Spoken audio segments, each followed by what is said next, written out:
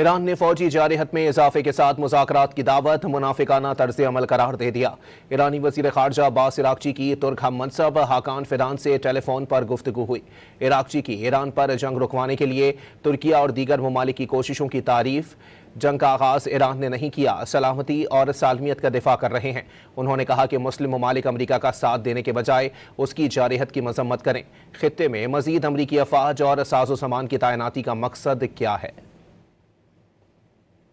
ایران نے فوجی جارحیت میں اضافے کے ساتھ مذاکرات کی دعوت منافقانہ طرز عمل قرار دے دیا۔ ایرانی وزیر خارجہ عباس عراقچی کی ترک ہم منصب حاکان فیدان سے ٹیلی فون پر گفتگو ہوئی۔ عراقچی کی ایران پر جنگ رکوانے کے لیے ترکیہ اور دیگر ممالک کی کوششوں کی تعریف۔ جنگ کا آغاز ایران نے نہیں کیا، سلامتی اور سالمیت کا دفاع کر رہے ہیں۔ انہوں نے کہا کہ مسلم ممالک امریکہ کا ساتھ دینے کے بجائے اس کی جارحیت کی مذمت کریں۔ خطے میں مزید امریکی افواج اور ساز و سامان کی تعیناتی کا مقصد کیا ہے؟